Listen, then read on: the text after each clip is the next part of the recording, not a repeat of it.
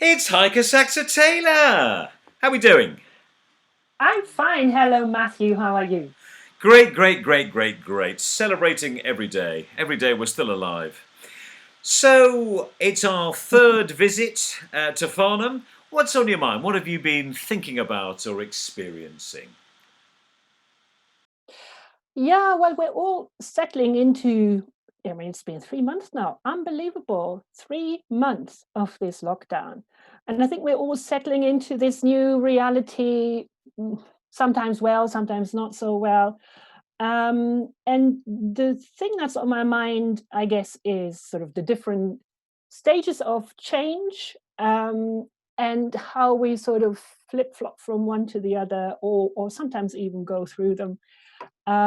So about a week ago or 2 weeks ago, on the coaching body that I'm accredited with, which is Apex, we had a Zoom call with one of my colleagues there, Russell McCann, and he used the change curve to Yes. map it onto the situation that we're all in at the moment. No fun, isn't it? So, what were the origins of that change curve? It was a fairly dark topic, I believe, originally. Mm. Yeah, I think most people are probably familiar with it from the whole area of grief and the stages of grief and going through that. But I think increasingly people are using it to deal with any change that is drastic and unexpected. Yeah. And boy, are we going through something like that right Exactly. now. So it's thrust upon you, and then you have these Yeah. phases which are somewhat reactive, and you can do it unconsciously. You're having them, and someone notices them, or you can be more mindful and conscious of what you're going through. Well, let's kick it Yeah. off. What to you is the first phase? So the first phase, when you, if you imagine this for those people who are not familiar with, it's like a sort of U shape. Yeah. So you're here, you are, you're living your normal life, everything's okay, you're feeling as, as good as you normally would or not. But then this thing happens, and now it happens on a global level. It happens to all of us, and there isn't really any getting away from it. Some people can um, distance themselves more from it than others, but it Yeah, really yeah, affects all of us. yeah. So, first stage is denial. So, you're just sort of starting to go down the curve a little bit. And people, we all remember this, it's not that long ago.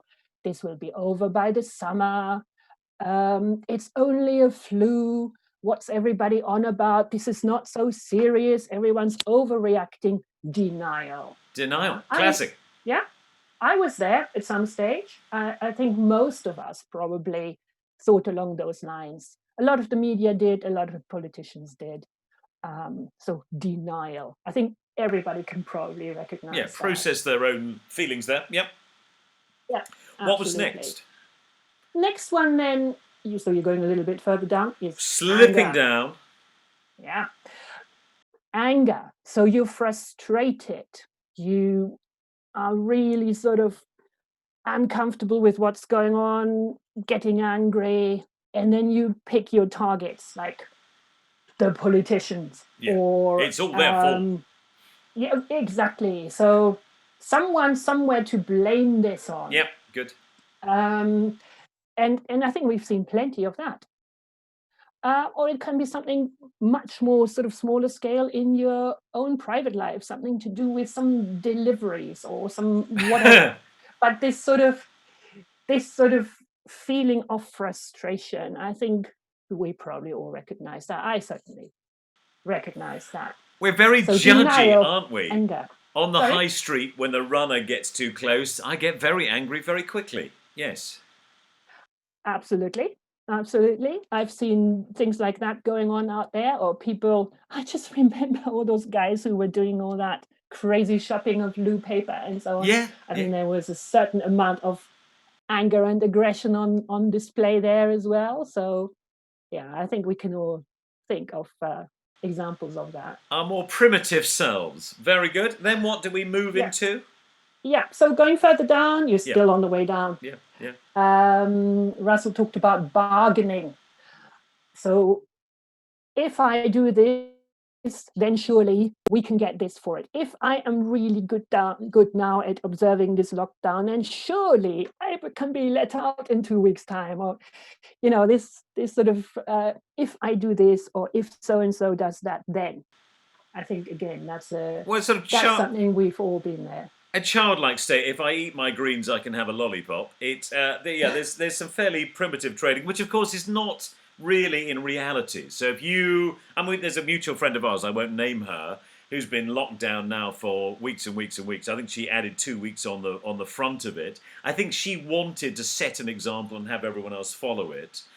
And so her goodness is not reflected here. My neighbours are having 10 people parties and new romantic relationships with people over the garden wall. So, one person's good behaviour is not really going to be consequent when other people are doing other things. So there's a sort of mythical part to the bargaining. It doesn't really end in reality or a good result. Yeah, absolutely. Well put. Yeah. Yes. And then you hit the bottom of the Have we hit the bottom now? Okay. And that's what is generally called depression.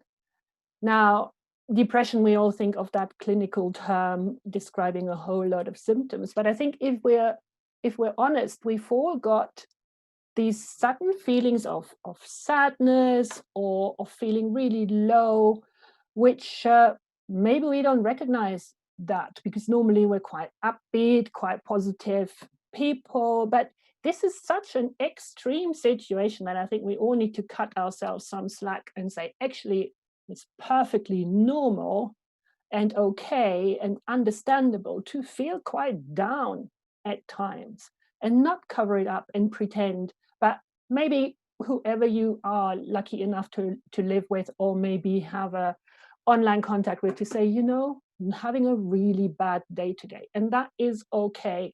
Explore it. How can you get out of it? But just be more forgiving in a way of yourself and of others. Yeah, so we've talked about this before: self-compassion, forgiving, being reasonable, being mindful, and cutting some other people a bit of space to be themselves as well when that dark cloud comes over the horizon.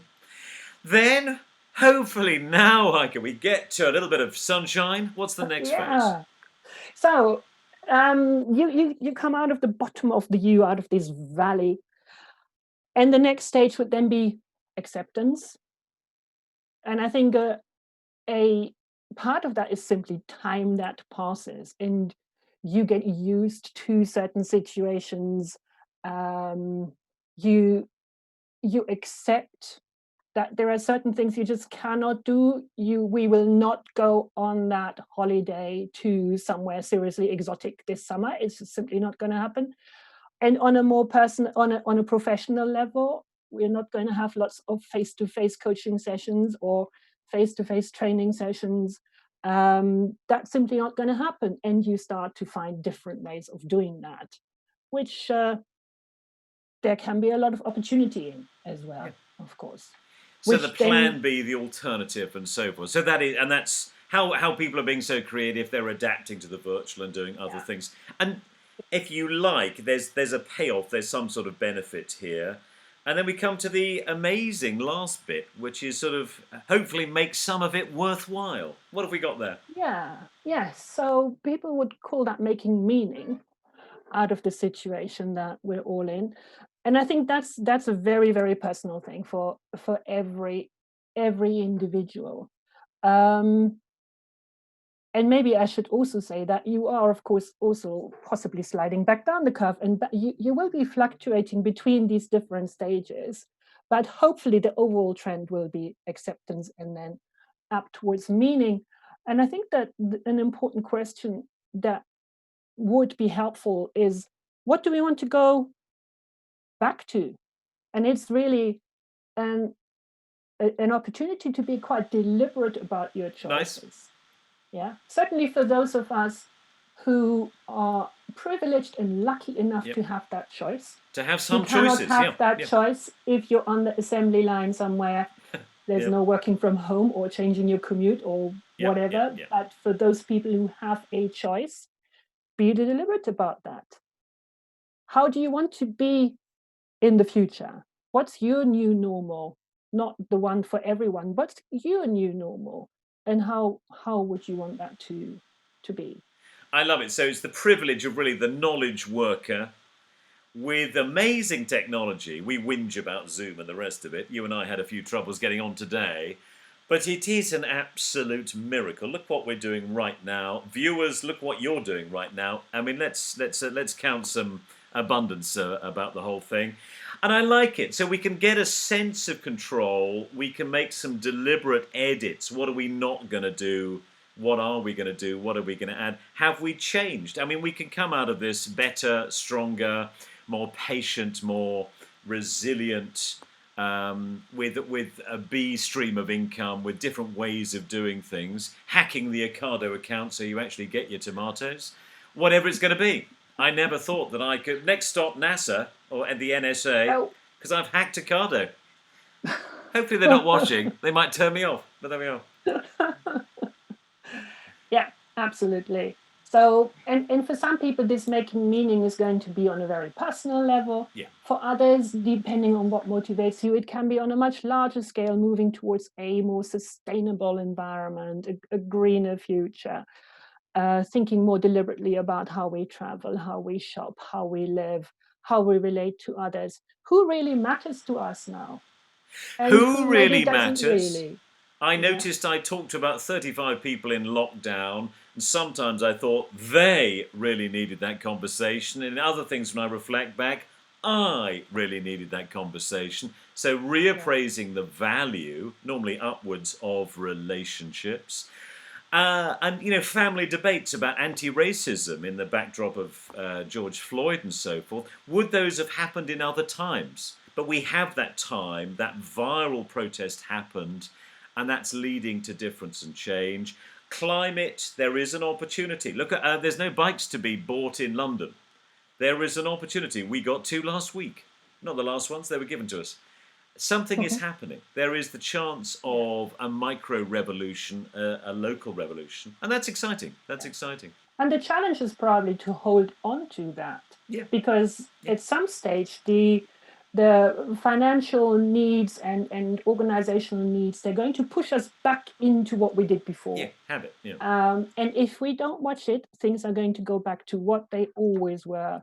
So to see that as a sort of personal mission almost, what can I as an individual do to have a bit of influence here and not let go of what was good?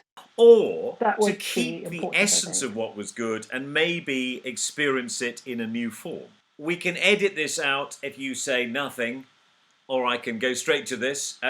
What positive change do you want to take into the new? Being much more deliberate about my use of time, Yeah, very good. making more space for the people that really, really matter, Very nice. and learn to say no more often. No, very. I think we are really mindful of this thing called time, this thing called relationships, this thing called technology.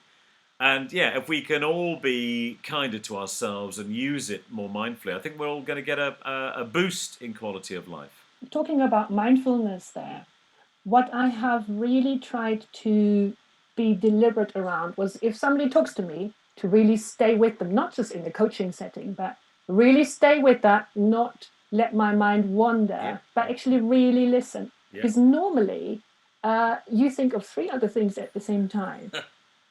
So if I can take that forward, that would Yeah. be also amazing.